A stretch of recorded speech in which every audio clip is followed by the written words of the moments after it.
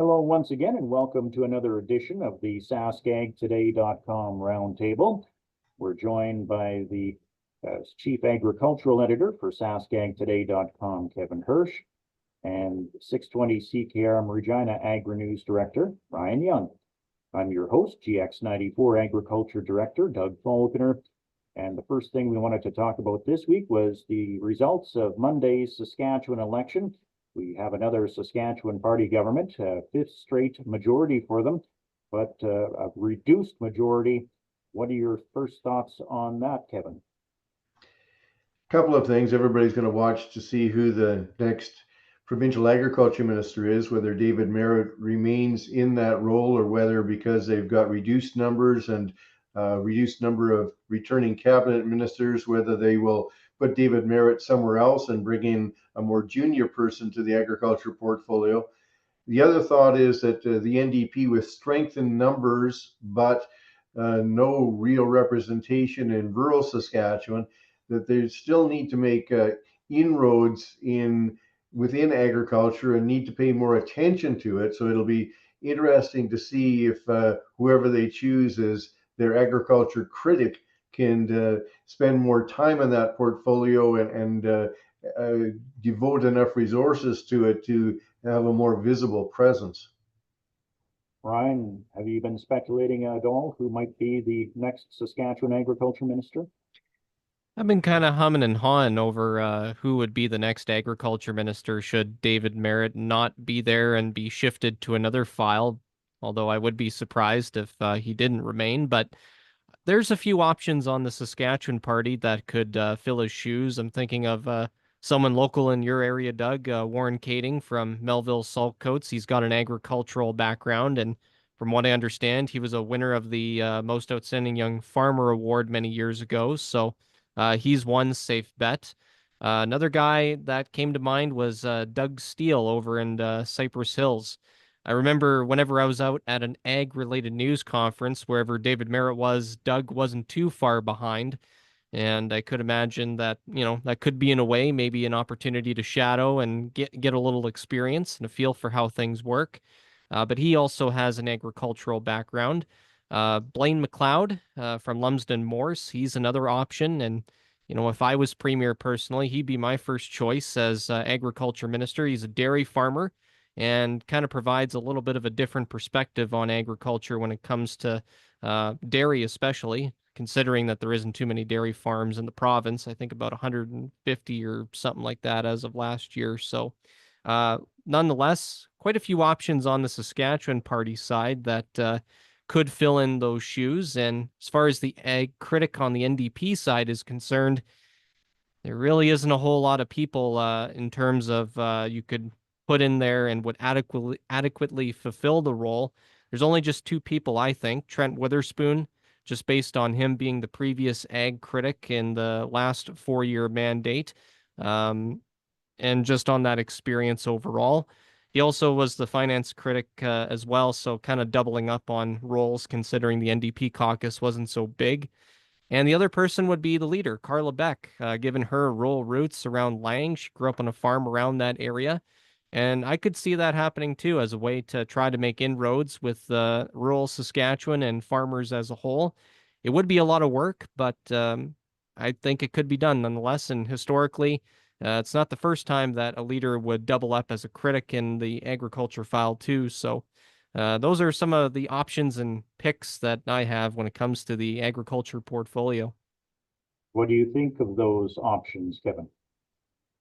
Well, certainly the NDP has to have more visibility in rural areas, and making the leader the agriculture critic might be one way to do that, but then the leader's got so many other responsibilities. But certainly a dedicated agriculture critic rather than somebody that has to split their duties among several different portfolios.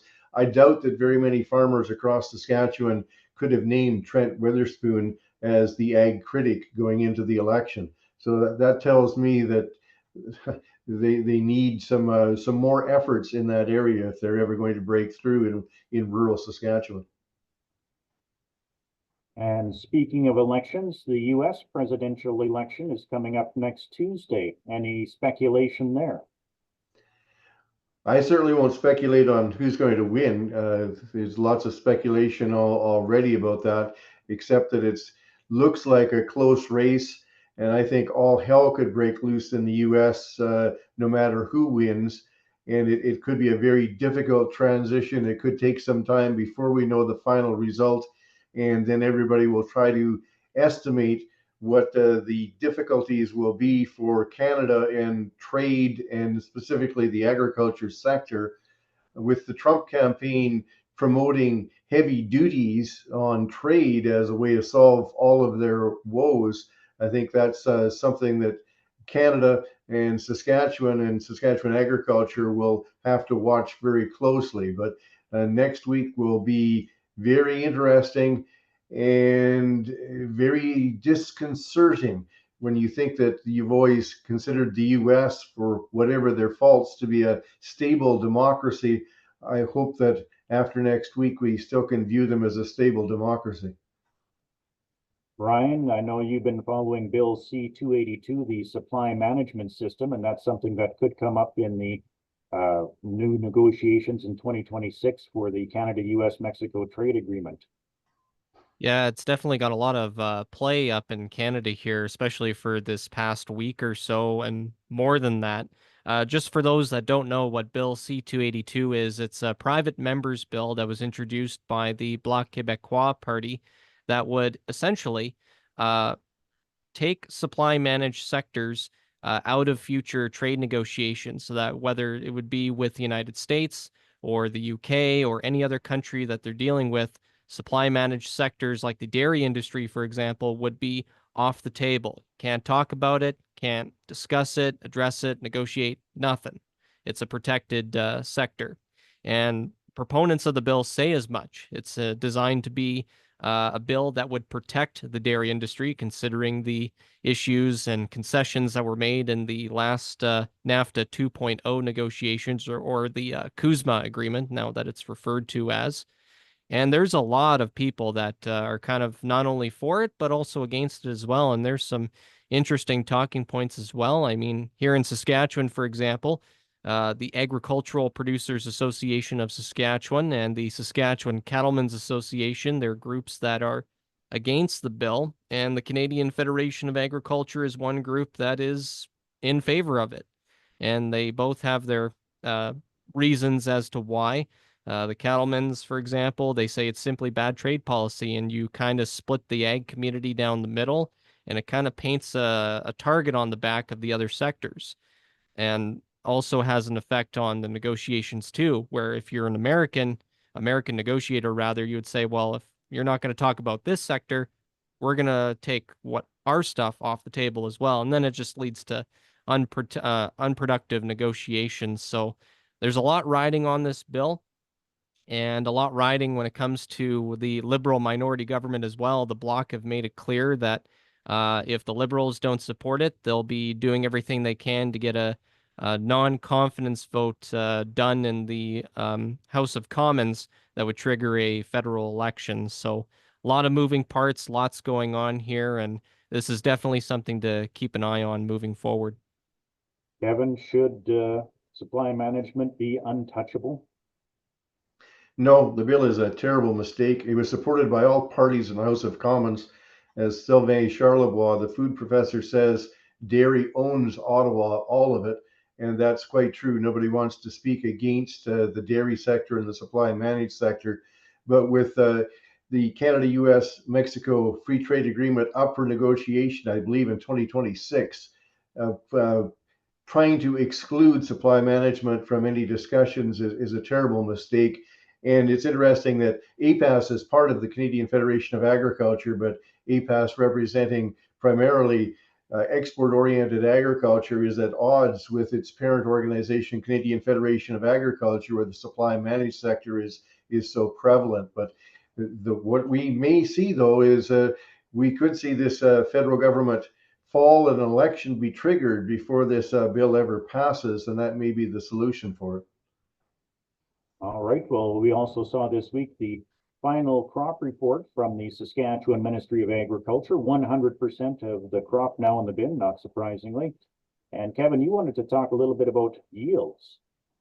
The yield numbers didn't change a lot since the September estimates, but I did a little bit of number noodling on where the estimates had come in, and a couple of observations in that regard. If you take the most recent estimates and the most recent price estimates, most crops are actually looking better from a return standpoint than they were back in early September, and most of that has typically come from grain prices rising a little bit. So that's a good news story. The other thing in the takeaway of the numbers is that it's surprising that canola came in below the long-term average, while a crop like wheat, that's also broadly grown across the province, was above the long-term average.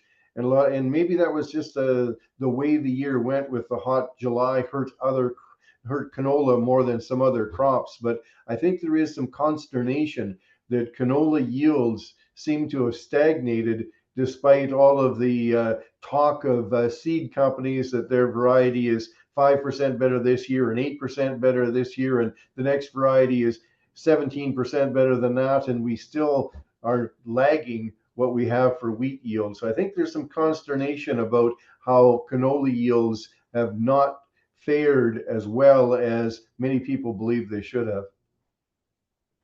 And going from yields to prices, Ryan, you had a chance to speak with Adam Pacolo on Friday about canola and wheat prices. Yep, now that the November canola contract is done, the focus shifts to January, and the December Minneapolis wheat contract is still trading to this point. And speaking of that particular contract with wheat, it was relatively unchanged on the week. Not a whole lot happening there, kind of trading around that $6.04 a bushel range. And then for the January canola contract, it was trading around that $6.50 a ton mark, kind of down a little bit by $3 a ton on the week. One of the major factors for canola, especially, has been the rise in palm oil prices as well. And it was kind of an interesting thing that they're kind of at their highest point in quite a while. So kind of interesting to see there. And then as for wheat, there wasn't really immediate factors that contributed to the fact that it was unchanged. But one thing that could lead to it is next week's U.S. presidential election. He also kind of did a little bit of digging into how the markets kind of get affected 100 days before the presidential election and 100 days after the election.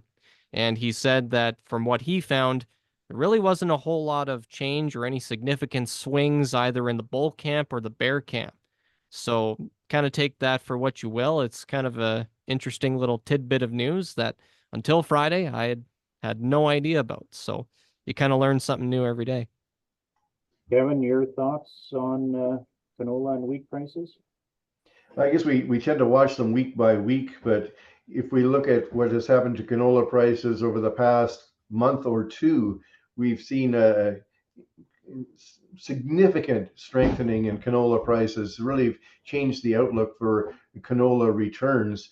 And more people believe that the carryout of canola is going to be much smaller than anticipated.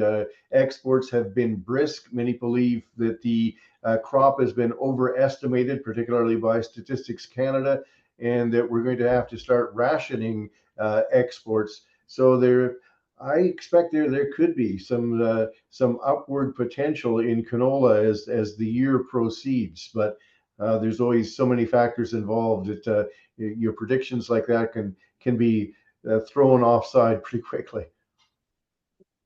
And Ryan, you had a chance to peruse the latest report from the Saskatchewan Ministry of Agriculture when it comes to cattle prices for steers and heifers. Anything jump out at you there?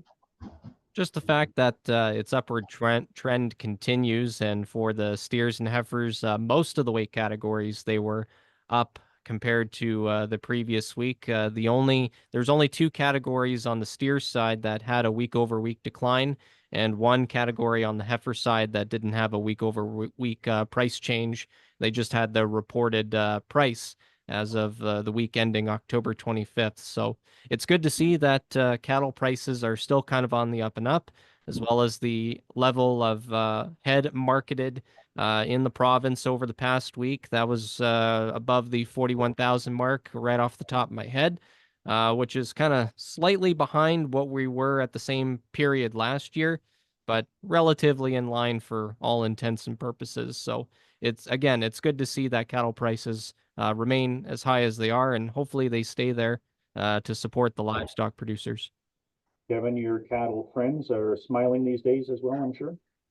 Well, it's actually amazing when you start doing the numbers and you look at good feeder steers, and depending upon weight range, that when you work it out, it's $22, $23, $24, $2,500 per animal. Numbers that would have seemed incredible just a few years ago. So great to see some good profitability in the cow-calf sector. And finally, we wanted to wrap up today's show by talking about the 35th annual Grain Millers Harvest Showdown. It's on in Yorkton until Saturday, November 2nd.